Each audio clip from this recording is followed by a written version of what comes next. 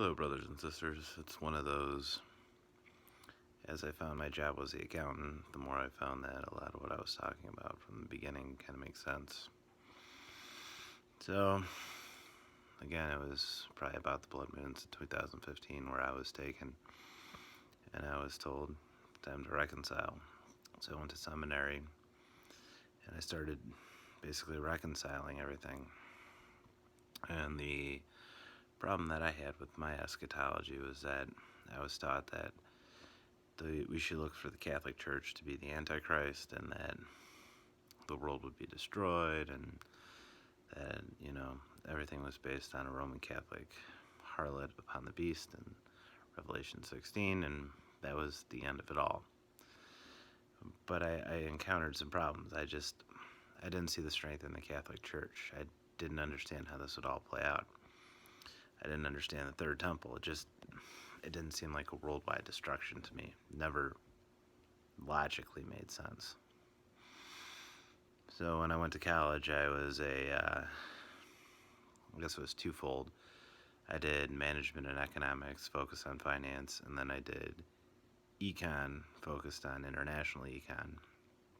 And when I started learning about international economics, you realize that when you take international economics to its furthest extent, purchasing power parity doesn't lead to a linear, it creates a confused conclusion, right? Because all knowledge, at least when it's a lie, ends up leading to conclusion. But I still got my degree in it, and it is what it is, and I did pretty well. But you have to step back from the knowledge you understand or the knowledge you learn. And when I went to reconciling Scripture, which was technically the most important part of my life, certainly took a secondary or tertiary nature for a good portion of it. When God told me to make it one, I started focusing on the things that really mattered. So when you have people giving you biblical prophecy, or they're telling you how to interpret scriptures, you have to go to the words of God. Now you can get a lot of them from the Pentateuch, so you can get them from, Genesis, Exodus, Leviticus, Numbers, Deuteronomy. Gives you the first snapshot. And then you get more details or more fulfillment in the major and minor prophets. Not so much in the history, not so much in the songbooks. You get some, but the major and minor prophets give you the full disclosure. Then you get the fulfillment with Christ. So the words in reds kind of tell you how do you decipher what the 12 before me have said and the one before me has said before that, right? Because a lot of times it's relationship of 1 and 12. Numerology has its own goals. Then you had 12 disciples after that, right? So, what are the 5 after that? It comes down to a bunch of different things, but again, I'm more focused on the 7 candlelights for the 7 churches and some of the other things that are more important. And again, everything comes down to a relationship. So when I first started doing a lot of what I've been doing is I try to find a reverse Hegelian dialectic. So what I started back in 2016 doing is saying, let's assume all Protestant denominations and all Christ-centric believing is correct. Where do I find the apparent contradiction? And I would find the apparent contradictions, line them up into 2, narrow it down to the truth. And then I just did that same process for pretty much every denomination that I was aware of. And it really comes down to the simple fact that, God's the Father, Christ the Son. So it came back to just analyzing the words in the red. So I moved away from Paul's teachings. Paul's teachings, for the most part, give us the understanding of some of the things in Revelation because it's kind of an extrapolation from that. But in order to understand what's going to happen, you have to get back to the words in red. And you have to understand what Christ was looking for and what the eventual kingdom was looking for. Christ took pity on the Samaritan woman. Christ took pity on a handful of different people. When he fed the 4,000 or 5,000, when he did all these various miracles, he took mercy on the people. What he wanted was humble and loving people. When he cried over Lazarus, why did he cry? It's one of those, which one of the prisoners did he take? The one who said, I screwed up and I need your mercy? Or did he take the one that said, use your power and destroy everybody. What is God really looking for? That's the problem. The fruit of the Spirit. The fruit of the Spirit says love, joy, patience, peace, prosperity. For such things need no law. The whole point is God didn't want to oversee us. He wanted us to be led by the fruit of the Spirit so that we don't have to have a law, so that he could live, enjoy, and prosper with us, and it could be eternally. But let's flip back to the Old Testament, because this is where it's going to start getting into the detail of it. We've heard about the horns, we've heard about the beast systems, we've heard about everything else. What I was called to is the time of Jacob's trouble, and that'll take you to Ezekiel 37 to 39. It'll take you to Daniel, pretty much everything past chapter 4.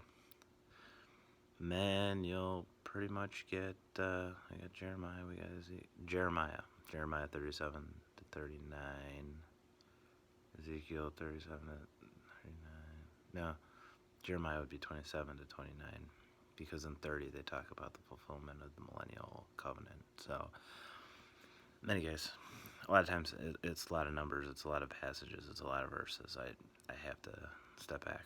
So Jeremiah's in the 20s, 27 to 29, 30 is the fulfillment. Ezekiel's 37 to 39, 40 is the fulfillment. And then you got Daniel. Well, technically 12 is the fulfillment for him. So he could understand the two process systems of good and evil kind of coming to a collapse in between the two systems. So where do I see the systems coming to collapse? I think you've got the Roman judiciary diplomacy system is led by the UN. That's your leg of probably clay more than anything else. And then you got your Islamic system as your leg of iron. Now, you can look at both interpretations of either system, and both of them are going to lead you to either the papal decree, which is probably not the Antichrist. No, he's been an Antichrist, but not the Antichrist. And then you've got the system of the UN, and then you got the system of Islam. Now, Islam is starting to unite. We all know it. Whether you're looking at Iran and the Persian Empire going through their locations, and then you got Turkey taking northern Syria and trying to create an Ottoman Empire, you've got your two potential beast clients. Now, what you also have is the U.S. is stepping out. So we've withdrawn funding, we jumped out of the Human Rights Council, we jumped out of this, that, and the other. We all have done it for Israel, and Israel's very happy for us. But the problem is that it's not good for anybody either. Because once you take out the voting rights, or at least the independent opinion, who ends up giving their opinion? We're about to get outvoted. The power's going to shift, and then the world government's going to shift a different direction outside of our control. That's what I've been telling you all along, but it's happening right now, and no one's paying attention. Everybody's focused on this immigrant crisis. Like, okay, so illegal immigrants are here. Their kids are getting jailed. They're being fed in not too bad of camps. And then you got the liberals saying, well, they're prison camps and this, that, and the other. And you got the conservatives saying, well, they shouldn't have been here in the first place. And I sit back and say, my brother was in prison. He had worse situations than the kids that are down there. So you're not going to get my sympathy. On the same standpoint, the people who sit back and typically support the idea that we're going to be in Walmart containment camps and everything else end up tending to be liberals, and they end up intending to have a liberal interpretation where we're all going to be in these FEMA camps and this, that, and the other. And the answer is, well, technically the conservatives are using them first, and they're not using them hostily, which means they could be used more hostily. But wake up. They're there. They're in process. Right now they're dealing with immigrants, and it's not enforcing a mark. It is what it is. I just think everybody needs to start waking up. I had what I would call just a super overtaking on Monday to the point where I was nauseous. I couldn't think. I couldn't do anything. I even had the shakes. It was really one of those situations where it's like, oh shit, something's going to happen. And I can tell you after the fact, some of the people who've caused me grief have had a bad load of things happen to them. Earthquakes have multiplied, and other things have happened. Some of the things that I've been seeing, the Human Rights Council, all these other things that I've been telling you about. And I'm just, guys, be awake. If you don't believe in Scripture, you should. And if you don't want to believe beforehand, just remember you were forewarned. So, wouldn't surprise me if there's two flights of mentalities that go out there. There's people who's looking at UFOs and this, that, and the other, and it's all going to be based off of a lie. So it's going to be a shitload of whatever. And then you're going to have a group of people who see the politics that are happening in the world, which is your Ottoman Empire is here. Everybody's trying to go for a glut of power. It's about a world government, and that's what they're all focused on. But when the delusion's there to set a lie, no one's going to convince anybody otherwise. It's going to be somewhat anarchist, right? Not the situation I want to be in. I just thank Christ for waking me up. I thank Christ for letting me reconcile everything. At the same standpoint, I hope you guys can open your eyes and do the same. Said the same thing 3 years ago, saying the same thing now. Go back to my first 3 videos. If they aren't awakening, just toss me aside. God bless.